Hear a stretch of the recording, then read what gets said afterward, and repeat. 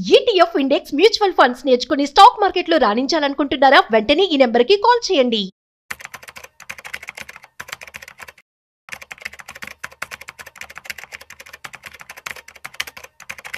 నమస్తే అండి, welcome to Suman TV. నేను వెల్లి చక్రధర్. చాలా మంది నన్ను అడిగే క్వశ్చన్ ఏంటంటే, సార్ మా దగ్గర 1 crore ఉంది, అయితే ఆ 1 crore ని ఒక 2 PMSలో వేయచ్చా? అంటే 50 lakhs కింద 2 PMSలో వేయచ్చా?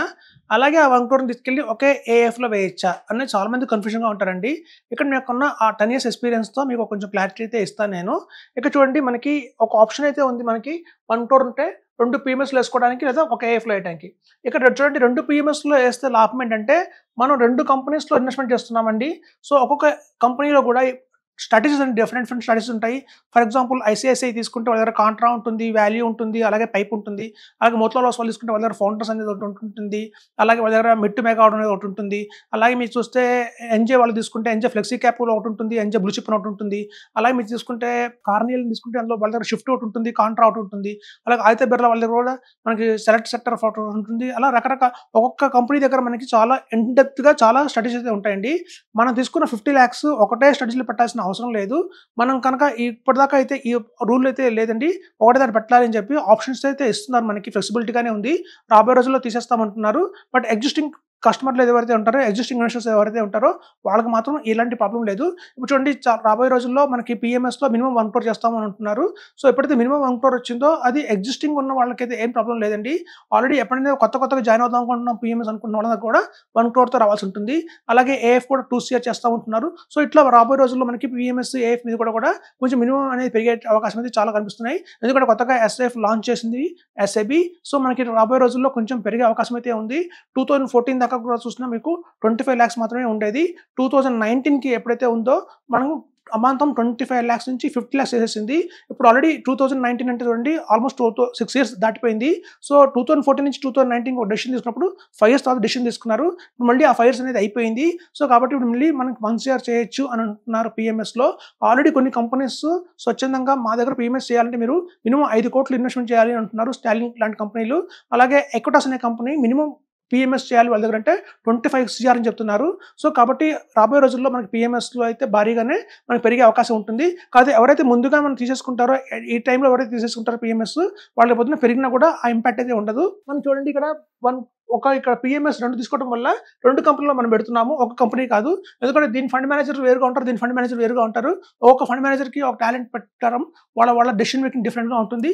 సో మార్కెట్స్లో కొంచెం ఎక్కువ రిటర్న్ జనరేట్ చేసే అవకాశం అయితే ఉంటుంది. సో ఇక్కడ మనం చూసుకున్న ఆ 50 lakhs కూడా మనం 2 strategiesలో పెడుతున్నామండి. సో టోటల్గా మీకు ఇక్కడ 4 strategiesలో మీ 1 crore అనేది వెళ్తుంది. అప్పుడు దగ్గర మనకి 80 stocks వస్తాయి. ఒక్కొక్క స్ట్రాటజీలో వచ్చి మేము మినిమంగా 20 to 25 stocks అయితే ఉంటాయి. మనం ఏమైనా మినిమం తీసుకున్నా కూడా మనకి 80 stocksలో మీ ఇన్వెస్ట్మెంట్ అయితే జరిగింది. ఇక్కడ చూస్తే మనకి AIF సింగిల్ కంపెనీలో వెళ్తుంది అమౌంట్ అంతా, అలాగే సింగిల్ స్ట్రాటజీలో వెళ్తుంది. కాబట్టి మనకి ఏంటంటే 30 stocks మాత్రమే మనకు వస్తున్నాయి. ఈ 30 stocksలో కూడా మీకు చూస్తే కొన్ని అన్లిస్టెడ్ స్టాక్స్ ఉంటాయి. సో ఈవెన్ టాక్సేషన్ పరంగా చూసినా కూడా చాలా మంది AIF ఎందుకు బుక్ చూపిస్తారు అంటే, మనకి ట్యాక్స్ కట్టక్కర్లేదు కదా, మన హ్యాండ్స్కి ఏం పడదు కదా, పైన వాళ్ళు అంతా చూసుకుంటారు అనుకుంటాము. కానీ ఆ పైన చూసుకుంటే దాంట్లో కూడా చాలా డిఫరెన్స్ అయితే ఉంది. ఓన్లీ ఈక్విటీస్ మీద long term capital gain tax, non short term capital gain tax మాత్రం మనం 20%, 25%, 12.5% ఉంటుంది. కానీ డివిడెండ్ ఇన్కమ్ ఏదైతే ఉంటుందో అది ఓవర్ ఫండ్గా పరిగణిస్తున్నారు కాబట్టి ఒక బిజినెస్ ఎంటిటీగా చూస్తారు దాన్ని. సో కాబట్టి దాని మీద మీకు 30% దాకా కూడా పడుతుంది డివిడెండ్ ఇన్కమ్. అలాగే బిజినెస్ ఇన్కమ్ కూడా మనకి దాని మీద వచ్చేసి 30% పడుతుంది. వేరే మనకి చూస్తే మనకి PMSలో కనుక డివిడెండ్స్ అనేవి మనం ఎట్లాంటి స్లాబ్లో ఉన్నామో దాని ప్రకారం మనకు పడుతుంది. సో బిజినెస్ ఇన్కమ్ అనేది మన దాంట్లో PMSలో ఆప్షన్ లేదు, రాదు కూడా. సో కాబట్టి ఇక్కడ మనకి ఓవర్ ఎక్స్ట్రాగా ట్యాక్సెస్ ఎక్కువ పడతాయి. ఆ ట్యాక్సెస్ ఎక్కువ పడినందువల్ల మనకి AIFలో రిటర్న్ తగ్గే అవకాశం ఉంది. మనకి PMSలో 30% రిటర్న్ వస్తే మీకు కింద 25% వచ్చే అవకాశం ఉంది. 3 to 4% మేము గమనించాము. AIFలో PMS కంటే కొంచెం తక్కువ రిటర్న్ అయితే వస్తుంది. AIF అనేది మ్యూచువల్ ఫండ్స్ కంటే ఎక్స్ట్రాడినరీ అని చెప్పొచ్చు, మ్యూచువల్ ఫండ్స్ కంటే కూడా ది బెస్ట్ అని చెప్పొచ్చు. కానీ ఎందుకంటే మ్యూచువల్ ఫండ్స్లో మనం ట్యాక్స్ కట్టాలి, ఇక్కడ ట్యాక్స్ కట్టక్కర్లేదు. మ్యూచువల్ ఫండ్స్ మనం చేస్తే పెద్ద ప్రాపర్టీ ఏంటంటే, ఆ 1 crore తీసుకెళ్ళి మనం large cap, mid cap, small cap, thematic, multi cap, sector funds అన్ని పెట్టుకుంటూ వచ్చి మనం చూస్తుంటే 14% రిటర్న్ కూడా మనం తెచ్చుకోము మ్యూచువల్ ఫండ్స్లో. వేరే ఇక్కడ ఏంటంటే మనకి గన్ షాట్గా ఉంటుంది. ఒక మంచి కంపెనీ, ఒక మంచి స్ట్రాటజీ మనకి తెలియకుండానే 18-19%, 20% దాకా రిటర్న్ జనరేట్ చేస్తాం. ఇంకా ట్యాక్సేషన్ కట్టక్కర్లేదు. సో ఇది ఒక ప్లస్ పాయింట్. మనం మ్యూచువల్ ఫండ్స్తో కంపేర్ చేస్తే ఫార్ బెటర్ AIF అని చెప్పొచ్చు. మన దగ్గర 1 crore ఉంది అంటే మాత్రం. సో కానీ మనకి మ్యూచువల్ ఫండ్స్ పిఎంఎస్ బెటరా, ఏఎఫ్ బెటరా అంటే మాత్రం కొంచెం టాక్సేషన్ ఇష్యూ మనకు ఉన్నా కూడా మన చార్ట్ అకౌంటెంట్స్ అందరూ ఉంటారు కాబట్టి మనకు హెల్ప్ చేస్తారు వాళ్ళు.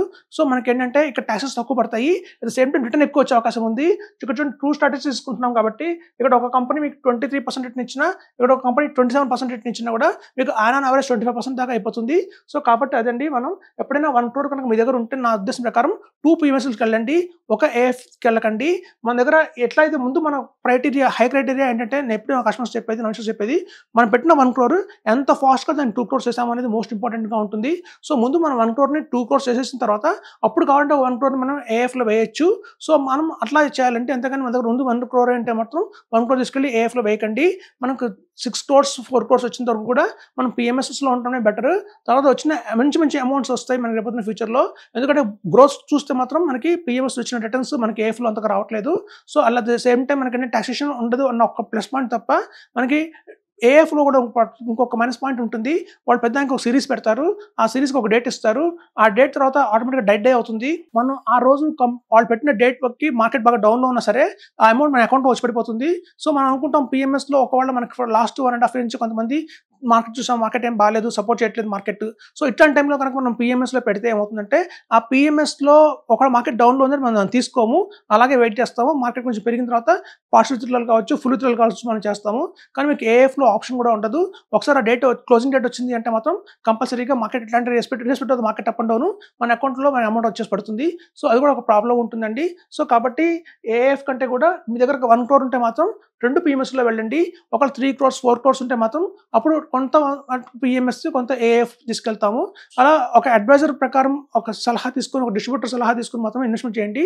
మీరు కనుక డైరెక్ట్గా బ్యాంక్స్కి వెళ్ళిపోయినా, డైరెక్ట్గా మీకు కంపెనీస్కి వెళ్ళిపోయినా కూడా వాళ్ళు మీకు ఆఫ్టర్ సేల్ సర్వీస్ ఇవ్వట్లేదు. మా దగ్గర చాలా మంది వచ్చారు, చాలా మంది ఇన్వెస్టర్స్ వచ్చారు, మేము డైరెక్ట్గా బలానా కంపెనీలో తీసుకున్నాం పిఎంఎస్, ఆ పిఎంఎస్ రిటర్న్స్ పడిపోతున్నా కూడా మాకు అలర్ట్ చేయలేదు, మారిపోమని చెప్పి. అలాగే కొంతమంది ఎంప్లాయీ బేస్డ్ ఉంటారు, చాలా ఆర్గనైజేషన్స్లో ఏంటంటే శాలరీ బేసిస్ మీద పనిచేస్తారు, వాళ్ళు బ్యాంక్స్లో కావచ్చు, ఆ బ్యాంక్లో శాలరీ రిలేషన్షిప్ మేనేజర్ మార్పంగానే మిమ్మల్ని ఎవరు పట్టించుకోరు. సో అట్లాంటి ఇబ్బందులన్నీ మనకి బ్యాంకుల ద్వారా కానీ ఇలాంటి వాటి ఉంటాయి కానీ డైరెక్ట్గా కంపెనీస్కి వెళ్ళిన ద్వారాగానే ఉంటాయి.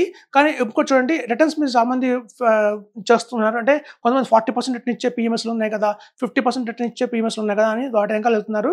అలా వెళ్ళకండి. ఎవరైతే అబ్నార్మల్ రిటర్న్స్ మీకు ఇస్తున్నారు అంటే మాత్రం వాళ్ళు చాలా రిస్కీ స్టాక్స్ కొంటున్నారు, చాలా ఇంట్రాడే చేస్తున్నారు అని అర్థము. సో కాబట్టి అది ఎప్పటికైనా సేఫ్ కాదు.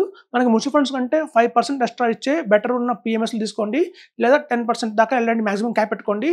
బియాండ్ దట్ రిటర్న్ ఇచ్చే వాటికి మాత్రం నమ్మకండి అని చెప్తున్నాను. Thank you.